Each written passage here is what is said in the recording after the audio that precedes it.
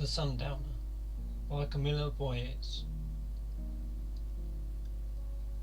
I knew my life would never be the same again the moment Rebecca opened the door. We have to talk. Rebecca and I had been dating for 5 months, which was 4 months and 3 weeks longer than I'd managed to sustain any previous relationship. Most evenings I'd arrive for a soul-sucking day at the office so we could spend time together and relax. Her apartment had become a safe space where she'd feed me and listen to my thoughts, nodding mute agreement. I appreciated the lack of effort the relationship required, a welcome contrast to conversations I'd overheard when between colleagues who'd frequently complained about high-maintenance partners. Her words squeezed my throat like a hangman's noose. She never wanted to talk. Why now? Okay, I said after checking my escape route was clear. Do you love me? She asked. I wondered what was for dinner. My stomach rumbled. I couldn't recall what I ate at lunch, certainly not enough to comfortably miss an evening meal. This breaking my routine put me on edge. Surely she could have waited until after dinner to strike up a conversation. Without the smell of cooking, a one-bedroom apartment seemed lifeless. Rebecca stood on the other side of the room, clasping her hands, massaging her knuckles. Distant memories of watching my mother perform a similar action whenever she attempted to defuse one of my father's rants only increased my anxiety. Rebecca chewed her bottom lip, while her unblinking eyes tried to read the language of my body. I stepped forward and she retreated, unclasping her hands and allowing them to seek refuge in the dark blonde hair that curled around her freckled face. What's going on? Sit down, please, she begged. My skin tingled as her hair rose across my arms and legs, but I did as I was asked and flopped clumsily onto the velvet sofa. I listened while she told me what was on her mind. Then I fled. I strode purposefully, needing to put distance between myself and the gleaming jaws of the sprung trap. The night was bright with dead stars and a scythe moon, whilst also huddled against the biting wind as I turned shadowy corners and crossed decaying concrete streets at a speed designed to keep blood pumping to my extremities, allowing my surroundings to scroll past me while I attempted to unpick the knots in my brain. In spite of, perhaps because of the example of my own parents, I felt that love should be as natural as the sun coming up, and as easy like Sunday mornings, the kind I often slept through. In retrospect, I'd made certain assumptions that now feel naive. I'd expected Rebecca to tell me if she wasn't on the pill, but this evening she'd made demands that announced ultimatums, as if the thing growing inside her was my responsibility. Already, Rebecca's midnight blue eyes felt further and further away than the indigo sky and the narrow blade of the moon. Her yielding touch was forgotten long with the taste of her fragrant lips. Yet the parasite inside her was a ravenous beast that kept pace with my steps. She intended to keep it, a unilateral decision I found difficult to understand. Years from now, her child would scream, "I never asked to be born," a sentiment I have fully endorsed. What was the point? Not happiness, certainly. Was life better than the alternative? Was it some miracle in the midst of a dead universe? To have voiced such questions would have frightened Rebecca. She might have thought me suicidal. I wasn't. I was mired in routine that required little thought. Planning an end to my life would require more energy and emotion that I could easily access. But then, so would fatherhood. My stomach, nostrils flared to inhale smoke from coke-blackened chimneys, the metallic undernote of frost and the alkaline tang of my cooling sweat. I cut through the park. Low rhododendron bushes, silvered with cobwebs on one side and antique play equipment on the other, offered no protection from the wailing wind. Mature trees gathered some distance from the path, but reaching their shelter involved an unnecessary detour. The basketball court was locked up tight and surrounded by fences too towering for even the most determined teens to climb. Small wire diamonds threw shadows across the path like quilting, reminding me of the soft bed and warm blanket awaiting to embrace my exhausted soul.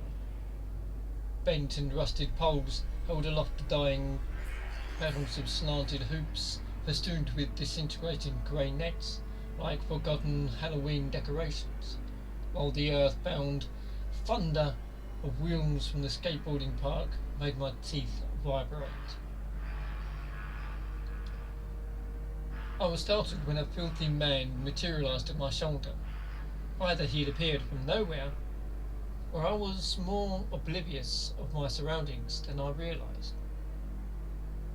Perhaps the tramp had escaped the shadows, for their darkness clung to the pockmarked face below his fraying hoodie. I should have been forewarned by the odour. The man stank of homelessness, urine, booze, and worse. "Good evening," the man said in a disarmingly eloquent voice. I nodded a greeting, but lengthened my stride to reach the gate and main road beyond, stopping short when the exit came into view. 3 lads gathered there. One had something in his hand that glinted like a silver of moonlight. The youths approached, and the weapon came into focus. A broken bottle. The grins on their faces were sharper still. "We're gatekeepers," the nearest one said. "You need to pay the bill. You need to pay the toll." Breath was like swamp water invaded my nostrils as the tramp whispered in my ear. "Don't worry. I'll lead them away. You run on home, and I'll catch you up."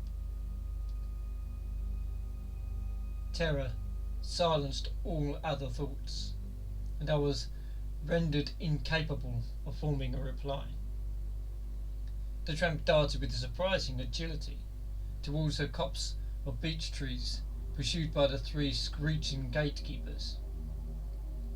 The world spun around me on its axis, and I stuck out my arms to keep my balance, ears roaring like jet engines, driving my turbulent descent. My lungs couldn't supply enough oxygen to keep me upright. The time slowed and stuttered as I collapsed into darkness. When I regained consciousness, the hair plastered against my forehead was brittle with ice. My torso and chin were bruised, and the grit from the path stuck to my cheek. I clambered to my feet, legs shaking beneath me. I checked my skull for injuries, but found only scrapes and bruises. I scampered home and locked the door behind me. My sanctuary, where I was safe from scrappy kids from bad neighbourhoods and violent mischief on their minds, and free from all the other unreasonable demands of the world. My heart pumped lava through my veins, and I felt as though my skin was on fire. I fixed a mug of cocoa with a drop of something stronger to calm my nerves. I was tempted to phone Rebecca and yell at her, but childhood memories of hiding while father shouted and swore at mother before she upped and left us both dissuaded me.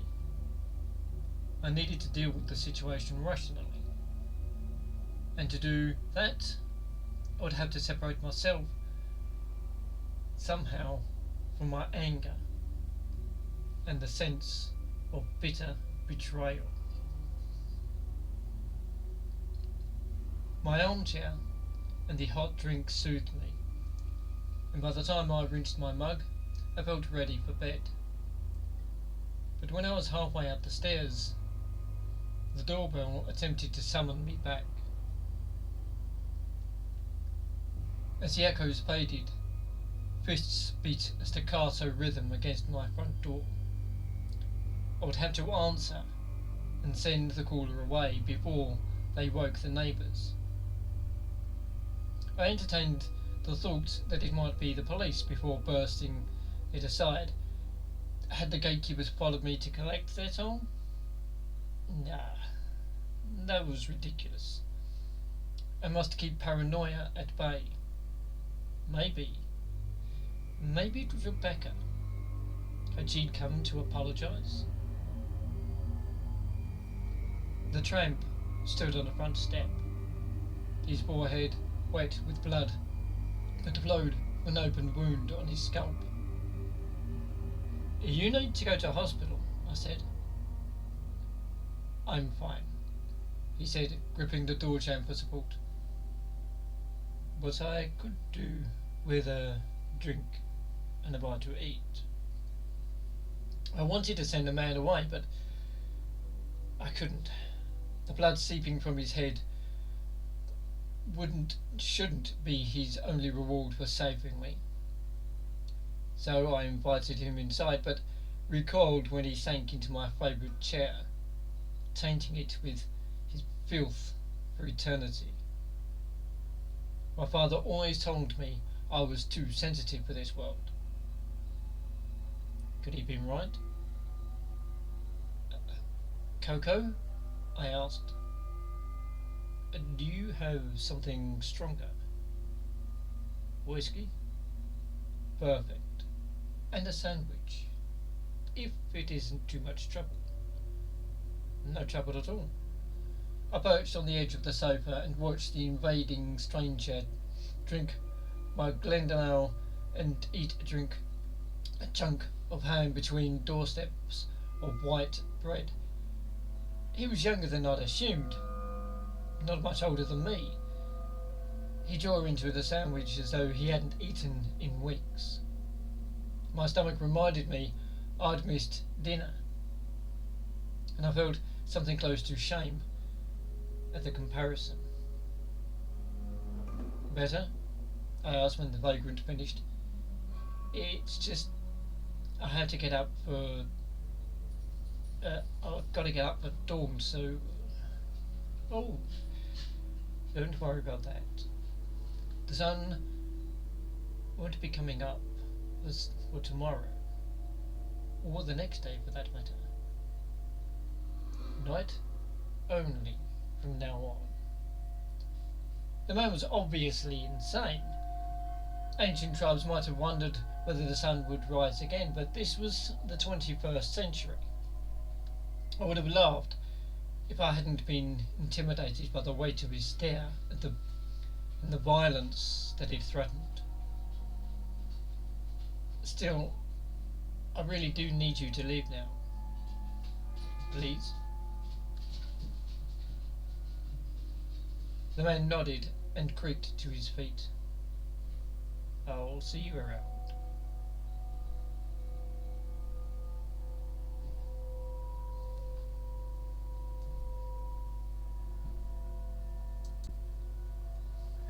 I ushered him out of my house, vaguely concerned that he needed medical attention, but willing to ignore the fact that if it meant I could abdicate responsibility and go to bed.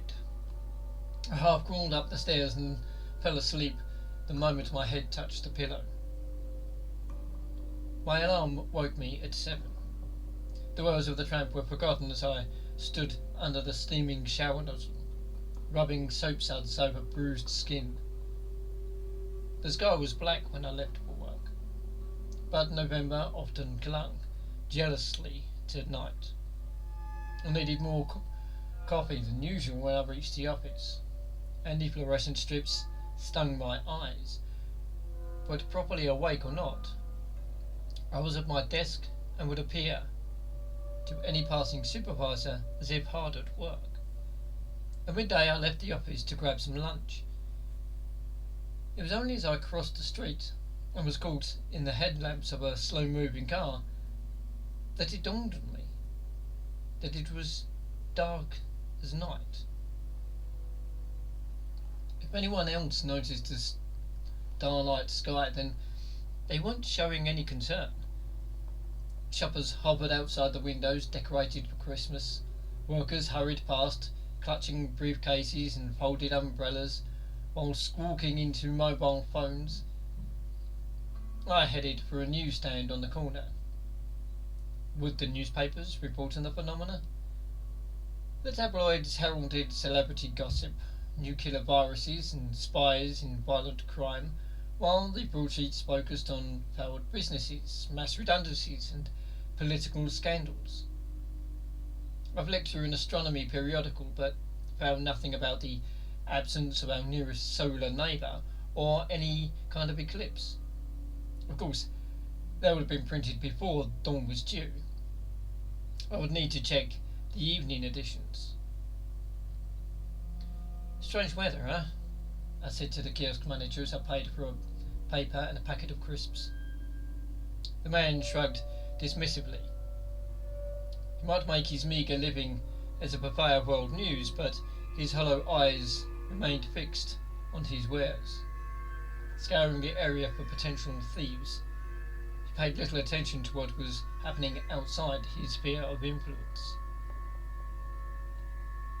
I left work at 5:30.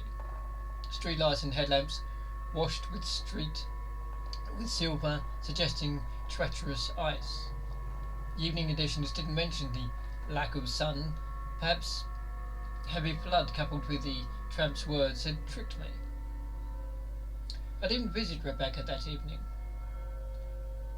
I tamped down my conscience when it tried to accuse me of cruelty and neglect, knowing that I hadn't had enough time to process my feelings, let alone talk about them. Going to see her now would likely make things worse for the both of us. I cooked some sausages and mash and laid the table for two, anticipating the tramp's return. At 7, I devoured what was on my plate, covered the vagrant's food and popped it in the microwave ready to reheat. He hadn't arrived half an hour later when I was washing up. I sprayed my beloved armchair, but it still smelled awful. I'd have to get the cover dry cleaned. I settled down on the sofa with a glass of whiskey and turned on the television to pass the hours. At 11, I woke with a yawn. Slunk up the shadowy stairs, my back bent and shoulders rounded from fatigue. I showered quickly and headed to bed, afraid that the sun would not rise again the next morning. The doorbell woke me. I checked the door and saw it was just after midnight. I threw on a dressing gown around myself and hurried downstairs to find the shadow-cloaked tramp at my door. His wound was healed, but his hair was crusted with dried blood. I recoiled, but invited him inside. I made dinner, as I said as the man reclined my armchair. I'll get it. I may have some more whiskey to wash it down. I'd need to buy a new bottle, A cheaper one next time. Sure. The fire was lit when I returned to the living room. The man's eyes were half closed. I placed a plate and glass on the coffee table and put some distance between myself and his stench. Why didn't the sun come up today? I asked. The man opened his eyes. So you noticed? Of course. His bearded face lit up like one of those jolly elves in the ubiquitous window displays when he smiled. If he smelled better, I might have enjoyed his company. I considered offering him use of my shower, but he'd probably clog the drains. I had enough problems in my life already. What was the weather like 2 days ago? He asked. What was it like last Monday? Or the Saturday before? I shrugged. But you looked up at the sky today, didn't you? You searched for the sun and couldn't understand why no one else noticed it wasn't there. Why? People see what they expect to see. Did you notice the homeless people in the doorways? I only saw briefcase-wielding workers, window shoppers and the newspaper seller, but I felt I shouldn't admit that. He nodded as if I'd replied. I surprised you in the park. The teens did too. Have you ever been scared before? I'm not scared of gangs. Dad always said you should walk around like you own the place, and then no one will bother you. It normally works. My father also told me the sun wouldn't shine on a coward. Whenever he found me hiding or crying. Was that why all this was happening? I'd run out on my girlfriend, then fled from children wielding a broken bottle. It all seemed pretty cowardly in retrospect. Something else I needed to mull over when the tramp left. Thank you for helping me, I added. I want to help you, the tramp said, but you're a difficult case. It was far too late and I was much too tired for riddles, but if I threw the man back onto the street, would the sun come up tomorrow?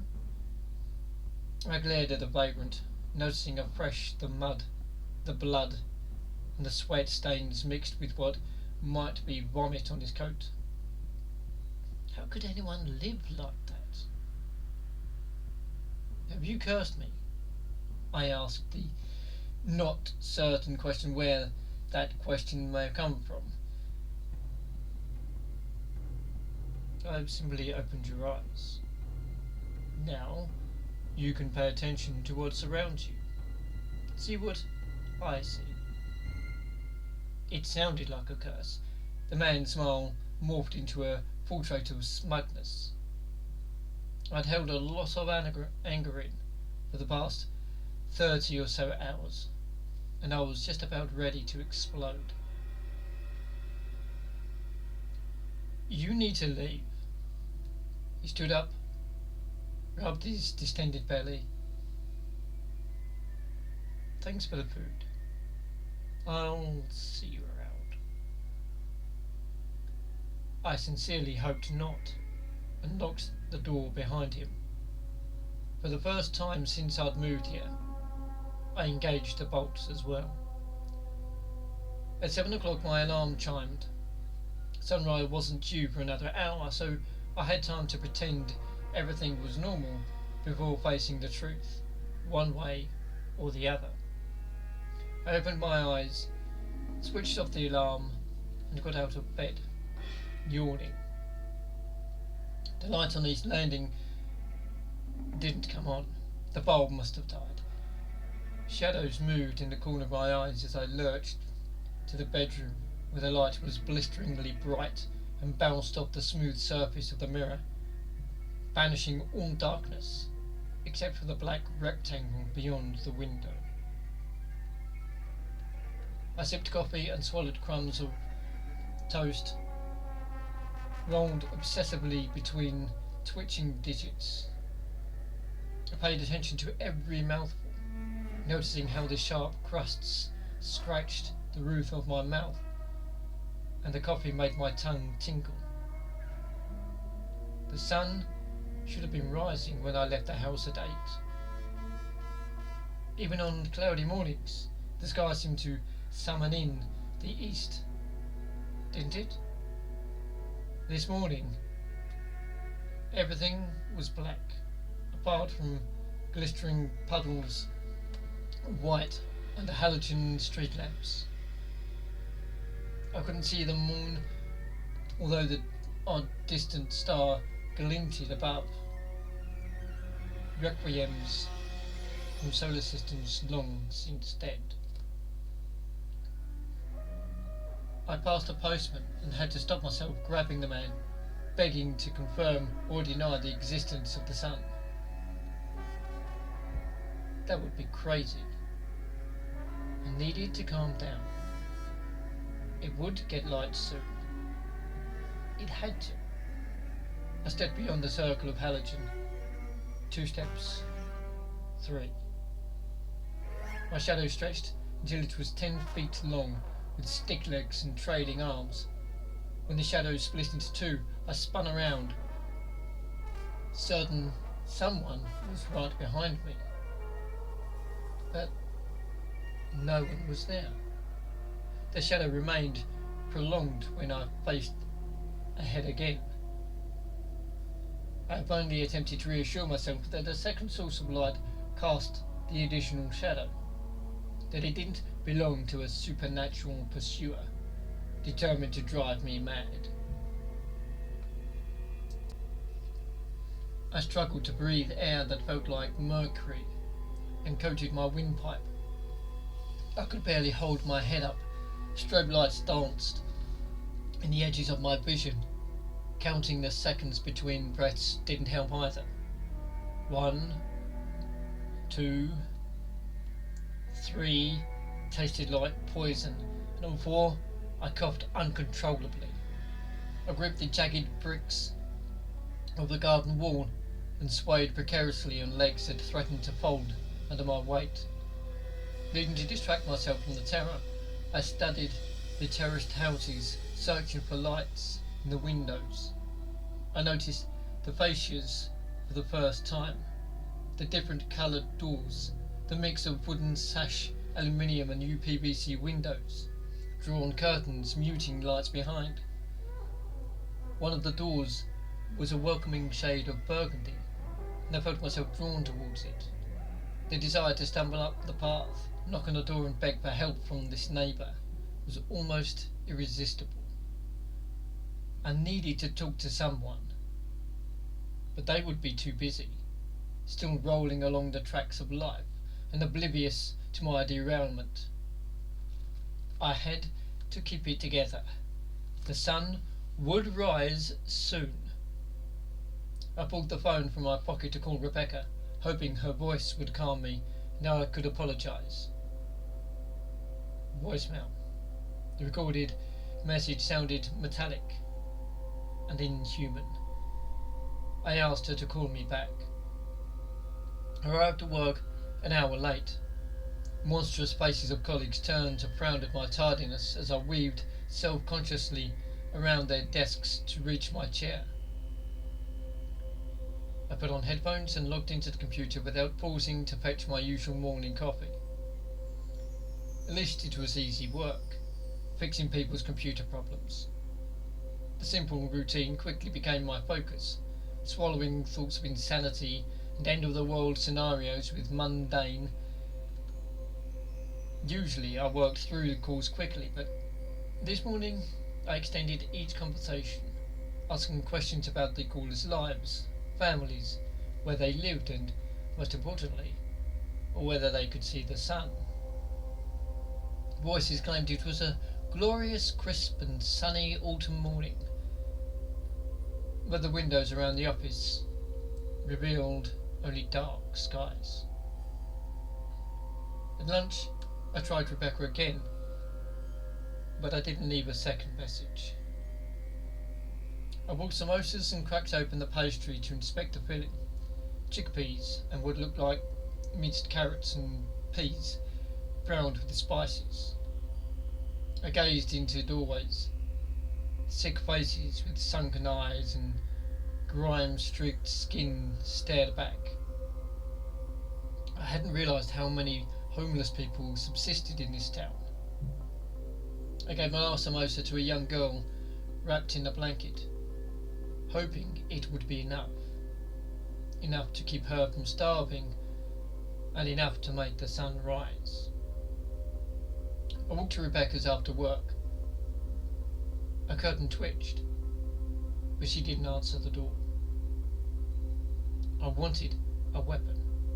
If I had a heavy knife in my hand, I could have stalked through the park on my way home, searching for those gatekeepers or that tramp. I wanted to punish them for making me afraid. My father would understand this desire to externalise fear into explosive violence. I had nothing more than house keys, so I took the long route home, even though I was still early. I cooked a meal for one, and watched a documentary before going to bed, bone tired, at 9 o'clock. The doorbell didn't wake me, and I slept until the alarm went off at 7. The echo of a nightmare stretched its claws inside my mind, disappearing as I opened my eyes. Today would be different. Today I would see the sun. But it was just as dark. I accepted my dual-pronged shadow, my evil companion, as the new normal. We think the human mind is fragile, but mine was supple enough to adapt and was already planning for my new survival. The narrow pavements between the office and eateries were crowded, and I was forced to weave between bodies like a serpent. The shopping centre buzzed with consumers, thousands of unfamiliar faces attached to badly dressed bodies that milled around aimlessly, blocking my path, delaying my lunch, wasting my precious time, all the while interrupting my carefully crafted routine. I purchased a long-bladed chef's knife after work and tucked it into my jacket pocket. 60 minutes later, I found myself outside Rebecca's building, with no recollection of waking there. Did I walk there? It seemed pointless to knock on the door when she hadn't returned any of my calls. Instead, I ate dinner at a small restaurant. Table for one. Could anything be lonelier? I bent over a white plate that dominated the table, savouring every mouthful of timbalo. I studied the other diners, grasping the edges of conversations and searching for any hint of another's unease, but finding none.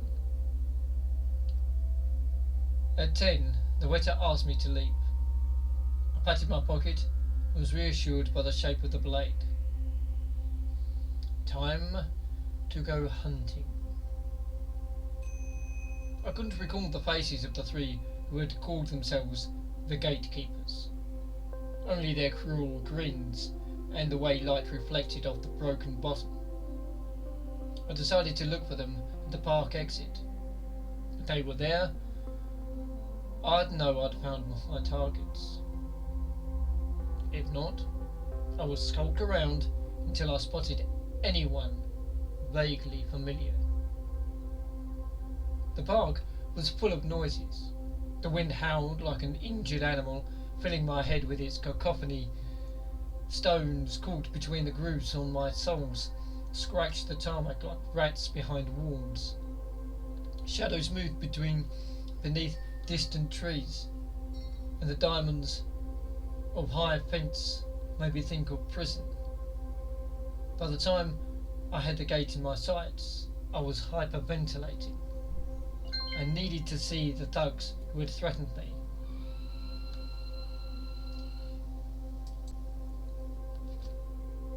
By the time I had the gate in my sights, I was hyperventilating. I needed to see the thugs who had threatened me, and the tramp who had cursed me.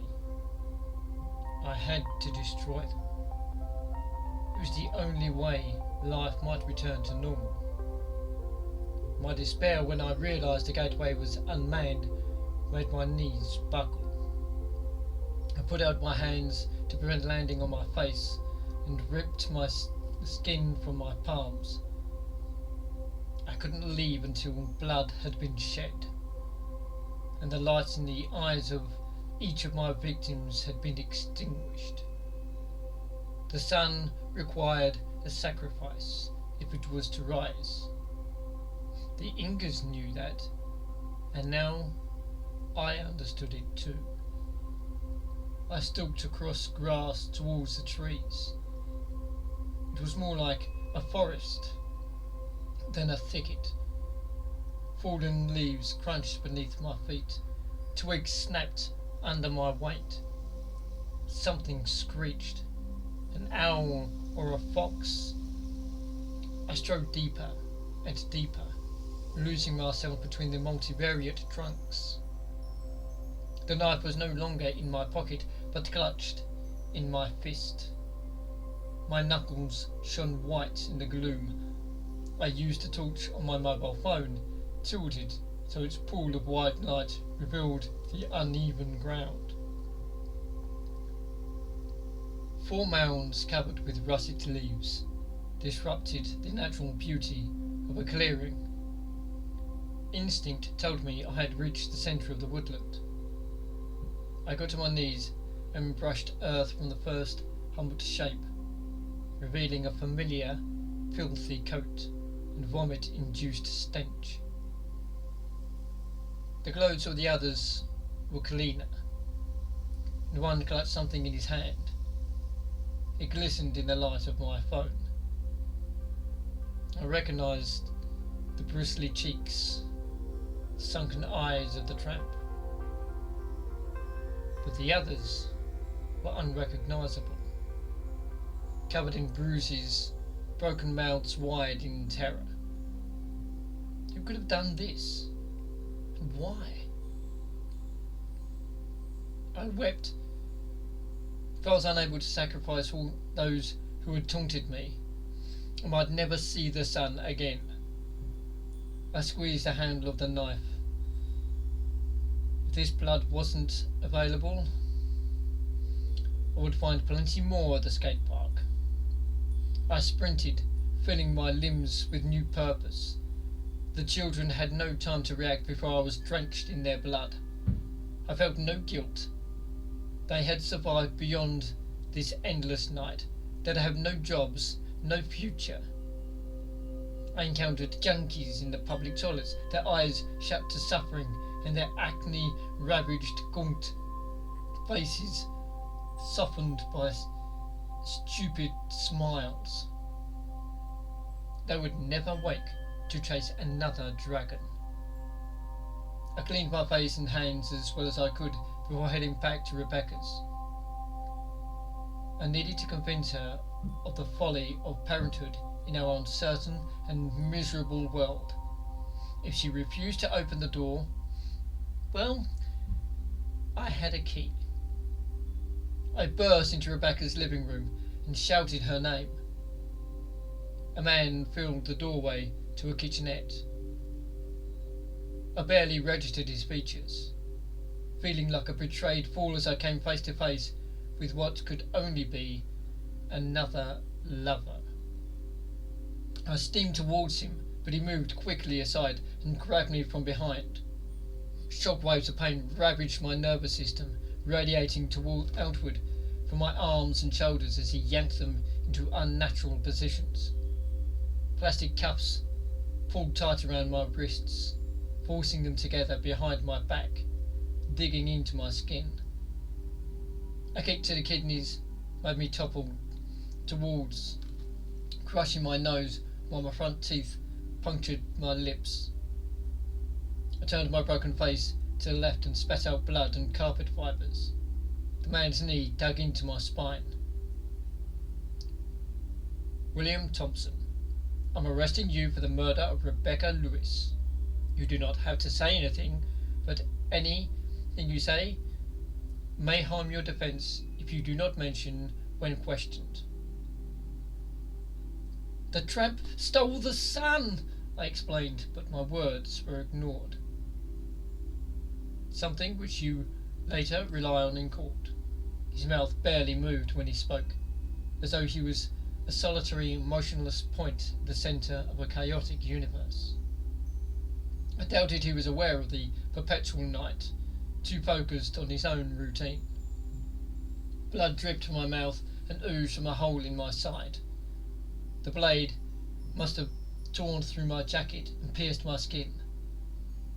I wondered whether the wound was fatal as I processed the man's words. Arresting. Murder. The weight of my back shifted, then withdrew as the man pulled the knife from my pocket before dropping it into a clear bag. His face loomed above me, obscured by creeping shadows. Rebecca's dead too, I imagined, or perhaps remembered her midnight blue eyes as they faded to opal. The policeman unhooked his radio and put it close to his lips.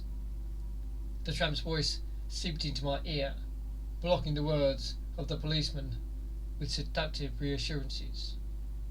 Not guilty by reason of insanity. I foresaw a quiet room and the encouraging nod of a spectacled man with a neatly trimmed beard, to whom I would relay stories about my father and the bruises I wore after each life's lesson, the mother who saved herself and left me behind, and the sun that refused to shine on cowards. I chuckled as the policeman pulled me to my feet. Let him record my strange amusement in his notebook. It would certainly not harm my defence.